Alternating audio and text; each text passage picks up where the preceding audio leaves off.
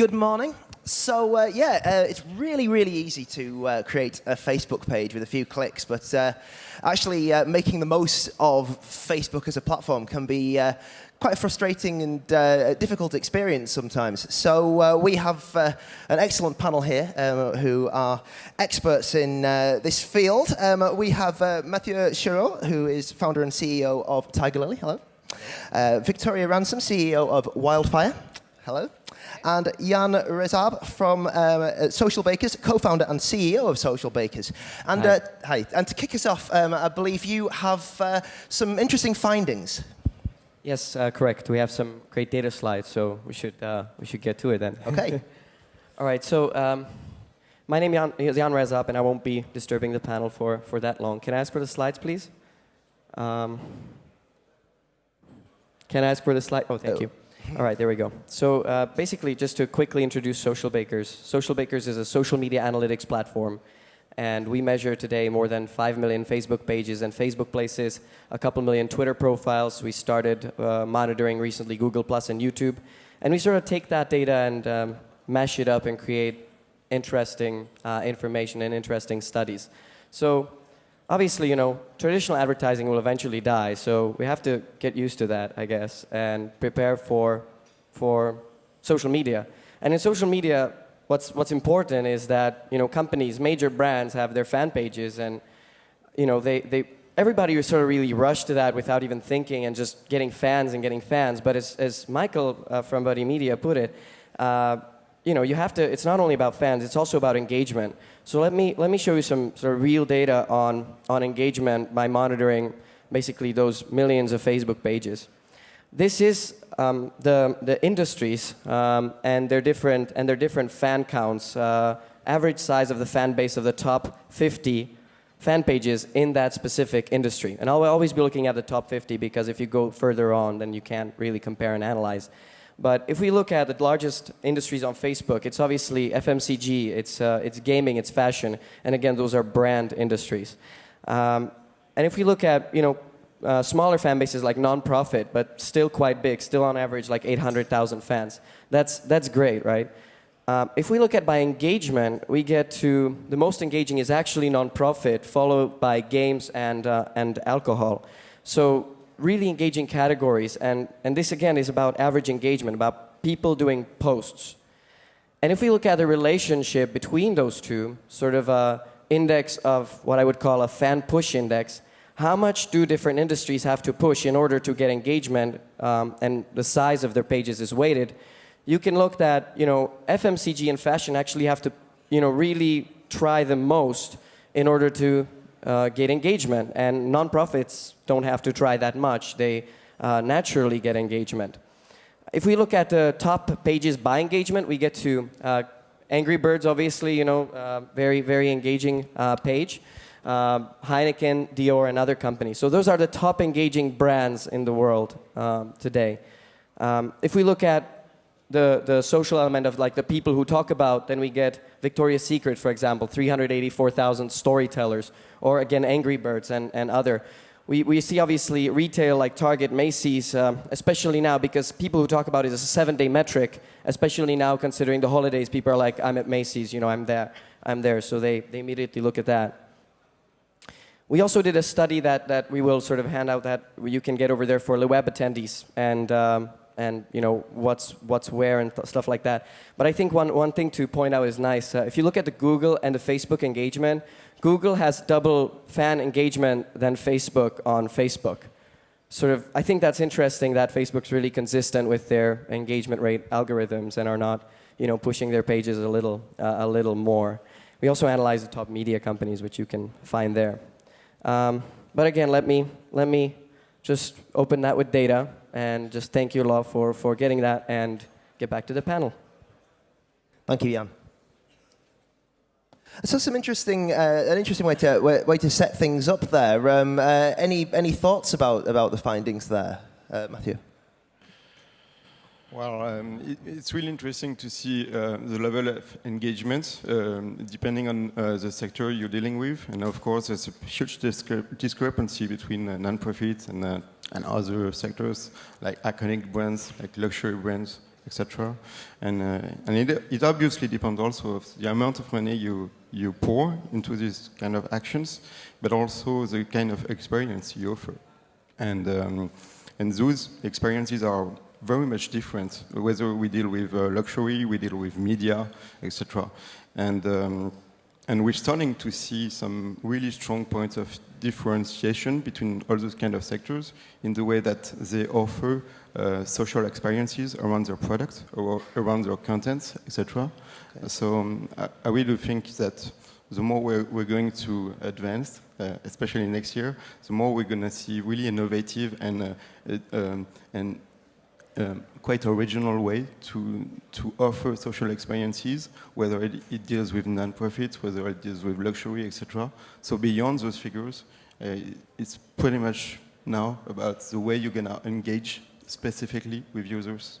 Yeah. And we're very much focused on that. Okay. Victoria?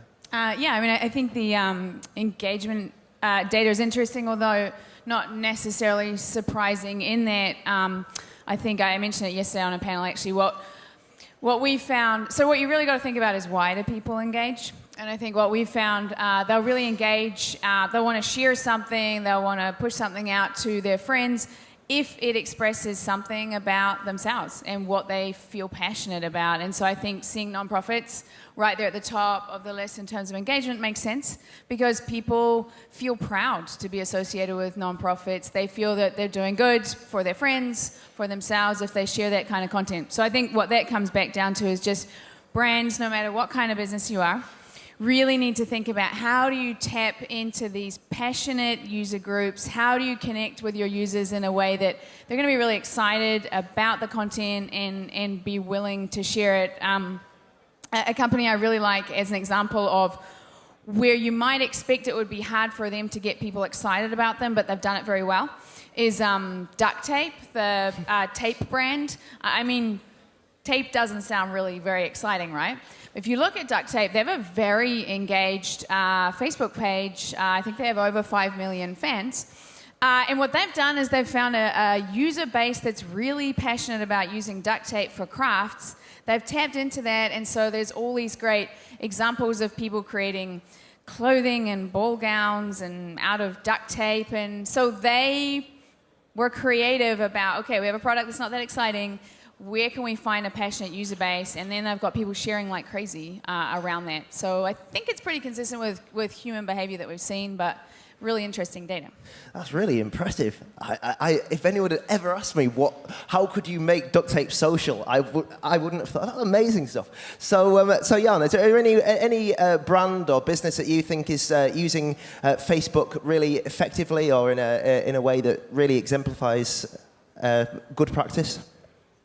I think that those duct tape examples are obviously great. I think anybody that goes and does a little bit of an edgy job in creates content that's a little edgy. I'm not saying over the edge. I'm just saying a little discussable, shareable. Those things just generally work. And if you look at what the beauty brands have done, for example, if you look at companies like L'Oreal, they actually have a dedicated content team just to Facebook. So they do special videos for just Facebook, and then they go and, you wouldn't, for example, expect L'Oreal to have Hugh Laurie as an ambassador, and then they go around and ask people, did you know that, that guy is an ambassador? And they're like, really, no. And they share those videos, and those have millions of views and, thousands and thousands of shares. And I think creating those, engaging pieces, engagement content pieces consistently over time, because you can't just be campaigning them, right? Facebook's not about campaigning. Facebook's about consistent content publishing. So creating that is important. Okay, Matthieu, any brands you think or businesses you think are particularly notable? Well, I really like the Victoria's Secret page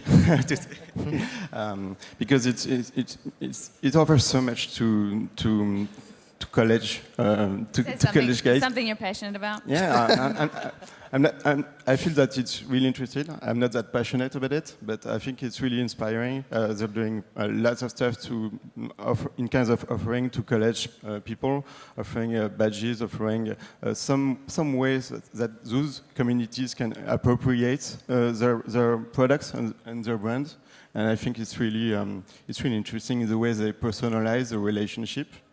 So social is very much about personalizing the relationship. And I do think that the more we're going to offer new experiences, the more we're going to offer personalized experiences. That's why I see this page as a good example.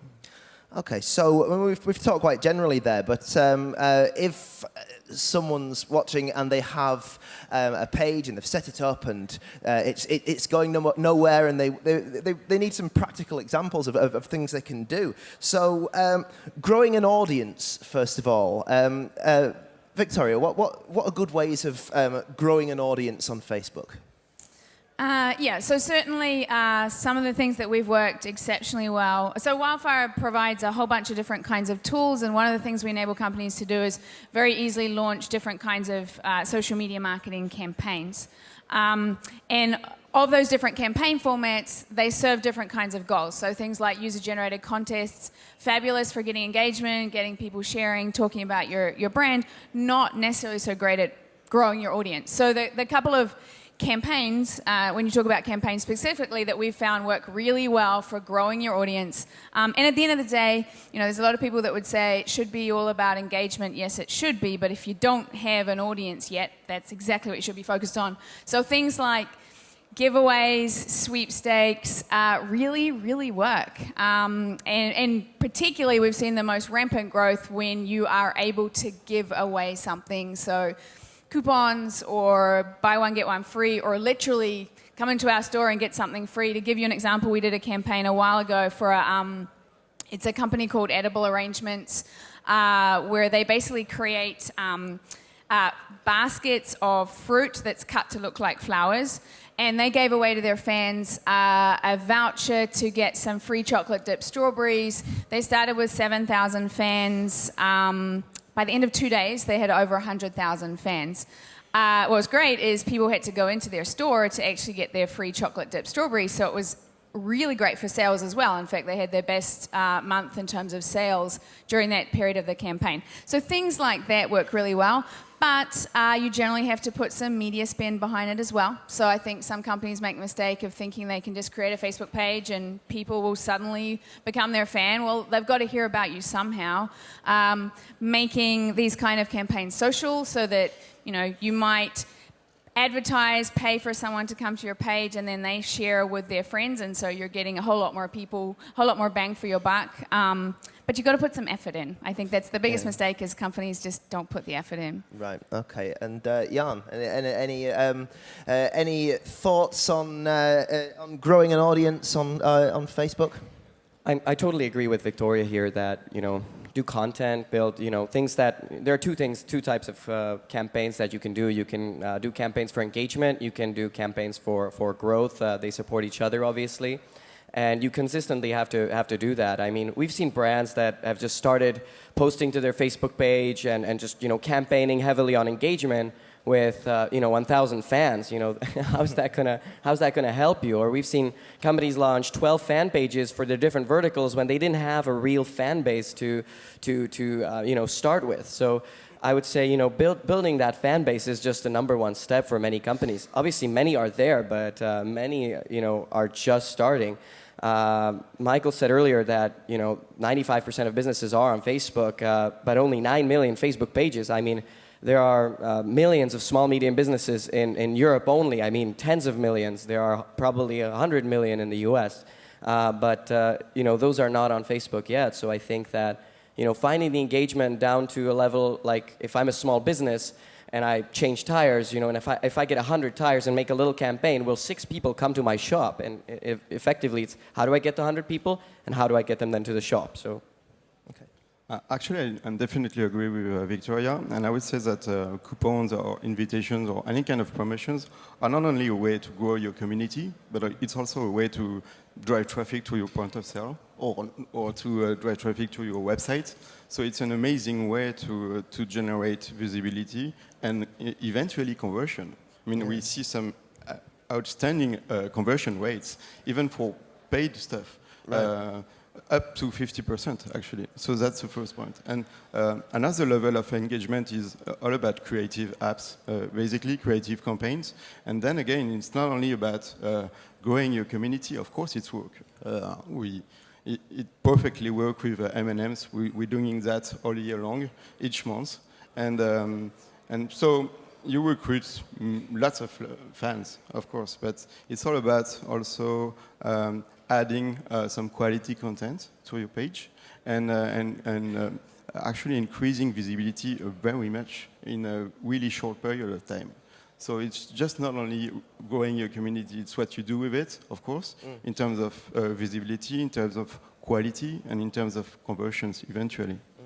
Well, you talk about conversions there, and F-commerce is a kind of buzzword that's flown around of late, and it seems because I cover technology news and startups, I get pitched a new F-commerce solution every week, pretty much. Lots of companies seem to be moving into this space, so selling things on Facebook.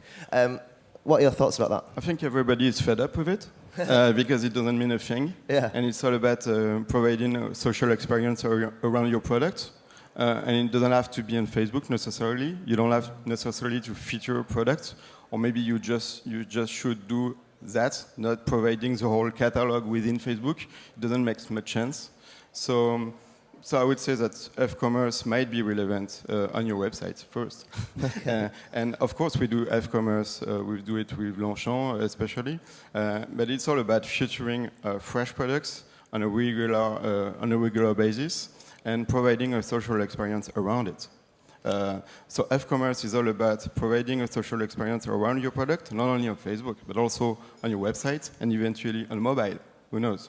So we have to offer some kind of navigation to users so they can interact with products, whether it is on Facebook, website, mobile.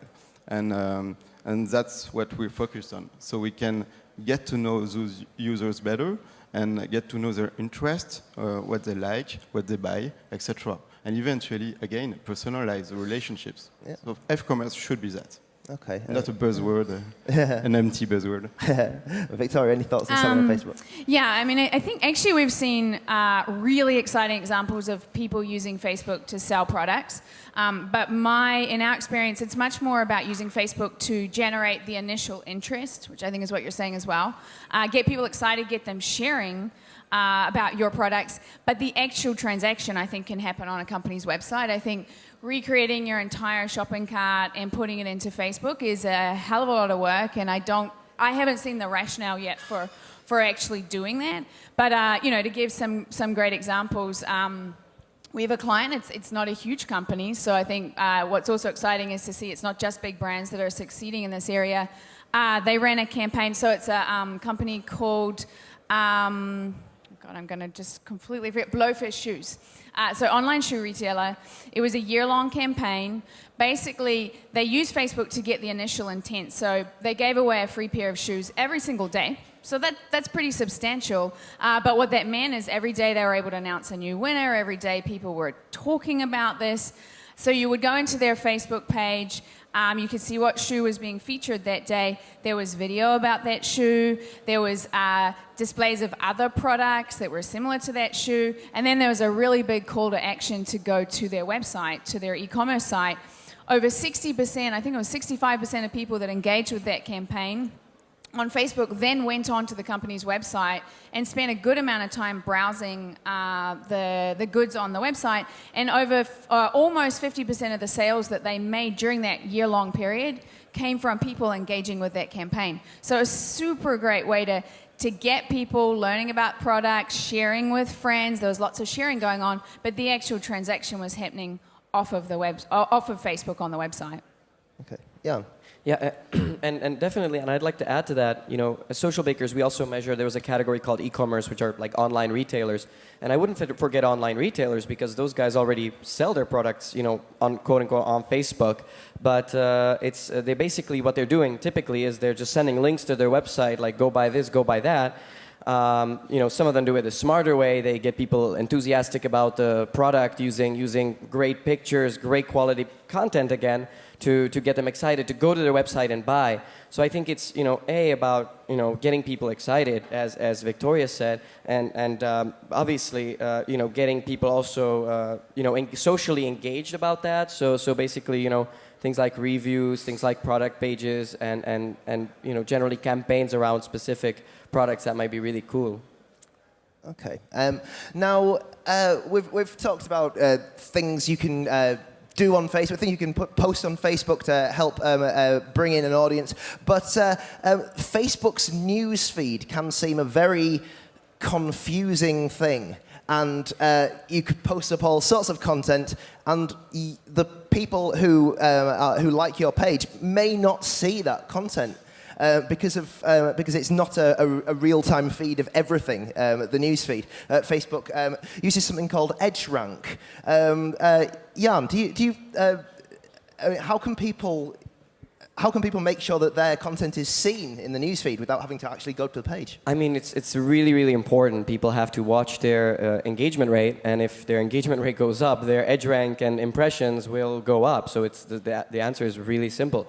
Get that engagement rate on your page up above your competitors, and then you'll get above that clutter. And obviously, you know, you'll have average content, and then you'll have, you know, likable content. So the likable content will get to a significantly larger portion of your fans, and then the content that's sort of mediocre, you know, your core fans will get that. The ones that really like your page often, but then, you know, a really good update would get to everyone, for example. Okay. Yeah, and the way to get that engagement up. So Facebook has an algorithm. They will try to judge how interesting your content is. If it's interesting, it'll be displayed to more people. If Facebook judges that it's not interesting, very few people will see it.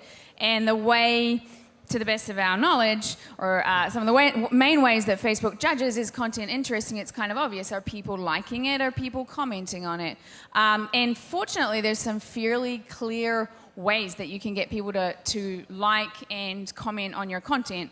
Well, the first thing is just try to make sure that it's interesting content. So be thoughtful. Don't go for volume, go for quality, and be thoughtful about why the heck would my particular audience, think about who your audience is, be interested in this. But beyond that, just telling them what you want them to do really makes a difference. So if you want people to like your content, ask them to like it. So we've done tests where we will post a video and say, hey, check out this interesting video.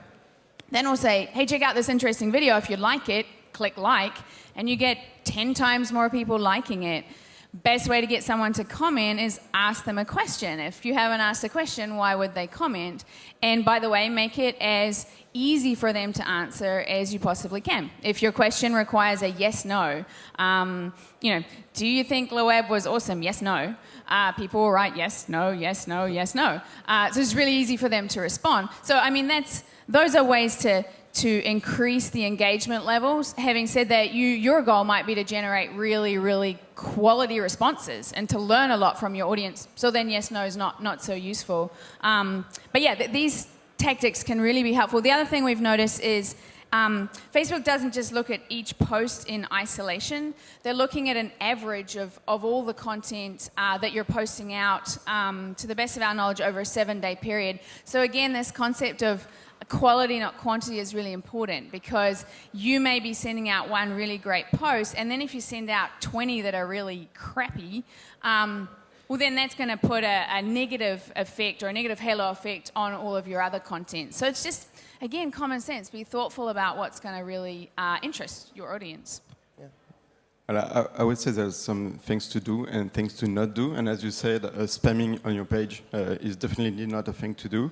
And I would add to that publishing on many pages all at once is definitely not relevant for your communities, because you basically publish the same message to communities that might not be interested by this message. And it's really not something to do because it goes really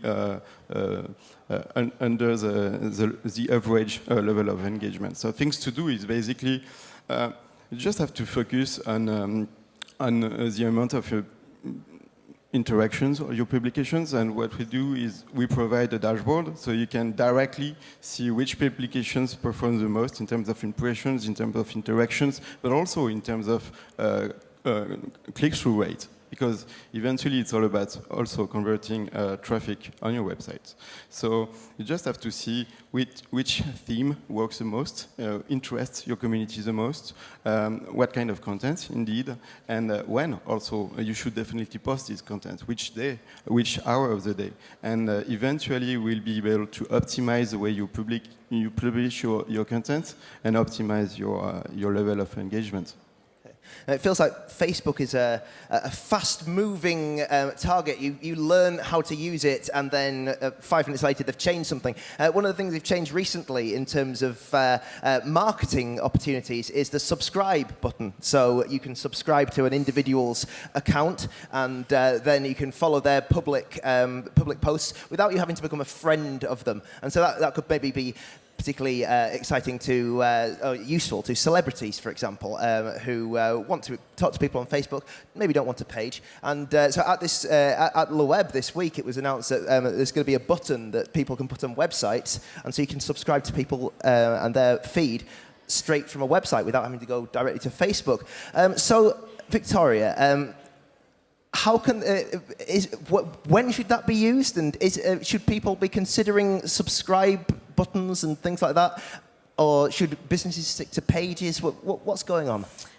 So I must say, for businesses, we haven't heard a lot of them wanting to use the subscribe button, but I think where it really makes sense is where you are producing content that people might reasonably want to subscribe to. So I think for celebrities, it's ideal. For bloggers, it's ideal. For thought leaders, it's ideal. And then I would say for media companies, it could be ideal as well. So basically, anyone that you might reasonably, that they're pushing out regular kinds of content and opinions and news, then you would want to subscribe to that news, which I think it's helpful because it's sort of, it feels more lightweight perhaps than saying I'm going to like or a fan. Yeah. Fan has gone away now. But so yeah, I think it's probably most exciting for celebrities, bloggers, thought leaders, those sort of people. Yeah, well, you just mentioned it's kind of more lightweight, and there's a kind of Twitter-esque casual following of content there. So on that note, I'm looking at the clock and seeing we just have a couple of minutes left. Just very quickly, where does Facebook sit? I mean, Google Plus is very much being talked about as possibly something that brands should be considering. Matthieu, at the moment, should brands and businesses be looking seriously at Google Plus?